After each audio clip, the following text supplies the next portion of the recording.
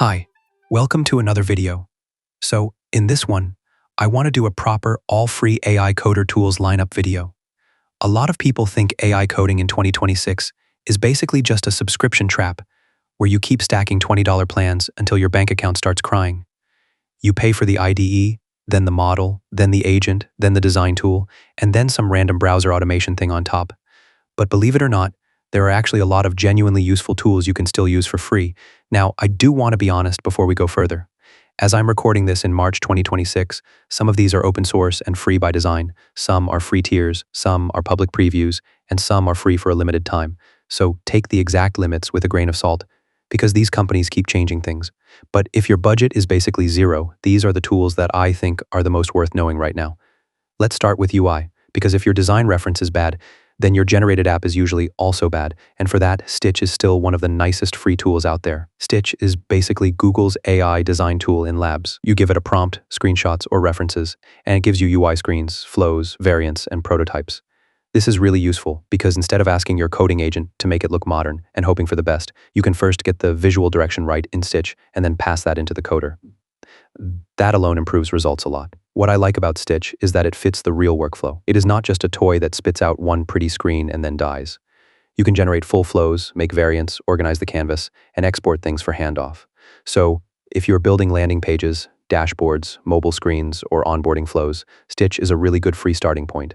It is one of those tools that saves you from bad prompting later. Now, once the UI idea is clear, you need an actual coding agent. And if you want the async delegate at come back later type of workflow, Codex free tier is surprisingly relevant right now. OpenAI says Codex is included for a limited time with ChatGPT free and go. I'm emphasizing limited time because that part matters.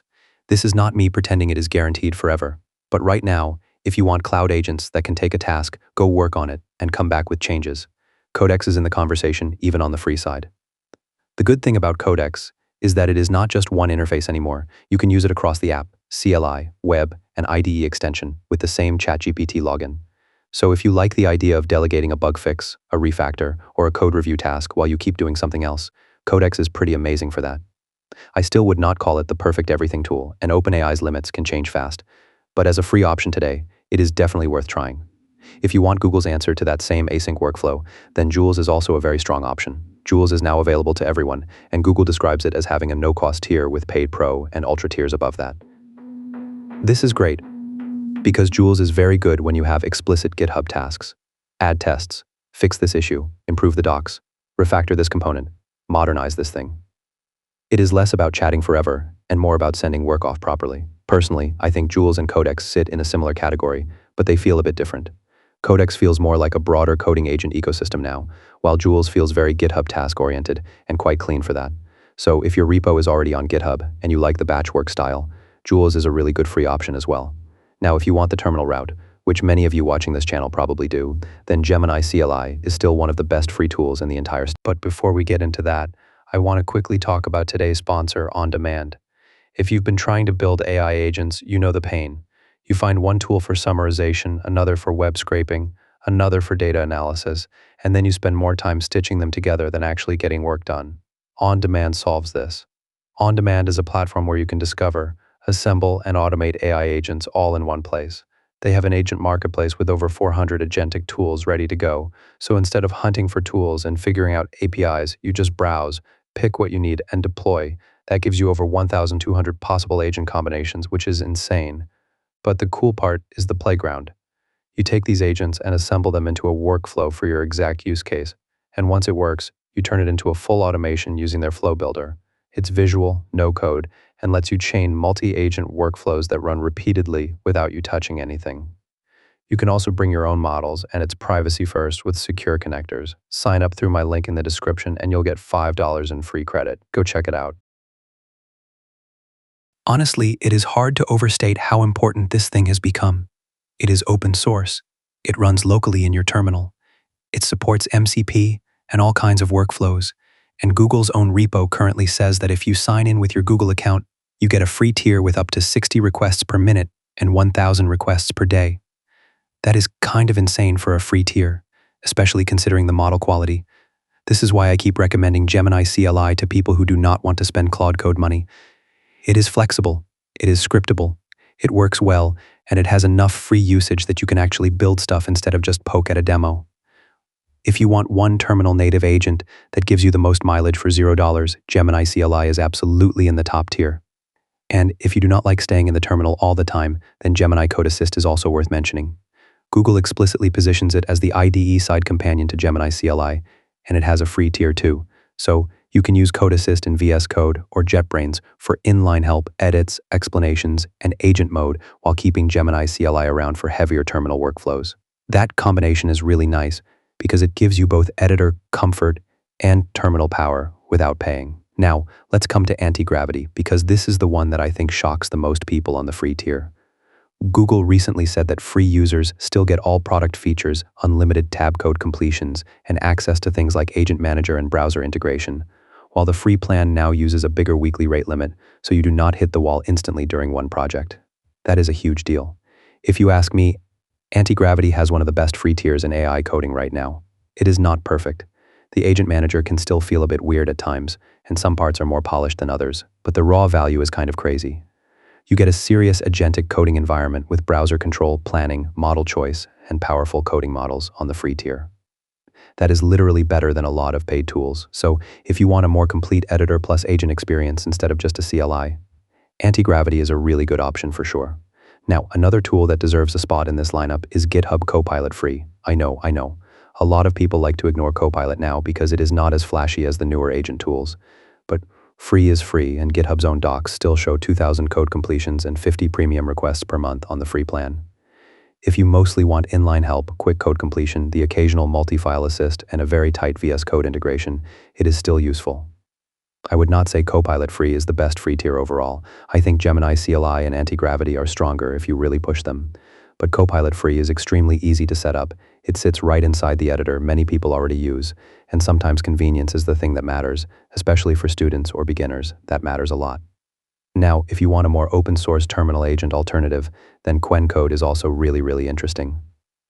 Their GitHub repo says it is open source, and if you sign in with Qwen OAuth, they currently give 1,000 free requests per day. That is a serious amount for a free terminal agent. And the nice thing here is that Qwen code feels very similar in spirit to Gemini CLI. It is terminal-first, agentic, and made for people who actually want to work inside code bases, not just ask random chatbot questions. So if your thing is open tooling and you want another $0 agent in the terminal category, Qwen code is absolutely worth checking out. I especially like that we are no longer in a place where there is only one viable terminal agent unless you pay competition. Here is great now. Many of you also asked me about Mistral Vibe and Devstral, so let me give the honest version of that. Mistral Vibe is not my main all-free recommendation, but Devstral absolutely still belongs in the free conversation. Now, if you're in the OpenClaw ecosystem, then the weird wildcard you should absolutely keep an eye on is Xiaomi Mimo. OpenClaw's official docs currently show Xiaomi Mimo, V2 Flash, Pro, and Omni wired up with 0 token costs in the provider config. If that holds, then this is one of the wildest free backend options for OpenClaw users. I'm saying if that holds because these provider economics can change fast, and I do not want to oversell it. But right now, this is exactly the type of thing I would test if I were building a cheap or fully free OpenClaw stack. And this is important because OpenClaw type workflows are where a lot of people get scared by cost. They want autonomous agents, browser use, tools, planning, memory, all of that, and then they think they need to attach some expensive API to make it usable. But if you combine OpenClaw with zero cost or free-ish providers like this, suddenly the experiment becomes much more accessible, which is pretty amazing to be honest. So what would my actually recommended free workflow look like if I had to build one from scratch today? For UI and mockups, I would start with Stitch. For async background work on repos, I would test Codex free tier and Jules and see which one fits the task better. For terminal first coding, I would use Gemini CLI as the main workhorse. If I wanted a second open source terminal option, I would keep Qwen code around. For the full agentic editor experience, I would absolutely keep Antigravity installed. If I wanted the simplest editor native free option for casual use, I would also keep GitHub Copilot free or Gemini Code Assist around. And if I wanted the more experimental hacker route, then I would play with OpenClaw plus Xiaomi Mimo or Devstral on the free Mistral experiment plan. That is already a seriously powerful stack, and it costs $0 to start. Now, one thing I really want to emphasize is that free does not always mean best for every single situation. Sometimes the free tier is rate limited. Sometimes it is public preview. Sometimes it is free for a limited time. Sometimes it is amazing, but only for one kind of workflow. That is why I do not think there is a single winner here. The real win is that we now have categories. If you want design, use Stitch. If you want async GitHub work, use Jules or Codex. If you want terminal power, use Gemini Code Assist. If you want the open and experimental route, use DevStrol and OpenClaw. That is the proper way to think about this. And honestly, this is way better than the old situation where everyone just told you to buy one proprietary tool and live with whatever limits or rug pulls came later. I would much rather have a stack like this where I can mix and match based on the task and based on how much money I want to spend, which right now can literally be nothing. So if you're a student, a hobbyist, or just someone tired of every AI tool trying to squeeze another $20 out of you, this is actually a really good time. You can do UI generation, code editing, async delegation, IDE assistance, and terminal agent workflows without paying. That would have sounded fake not that long ago, but it is real now.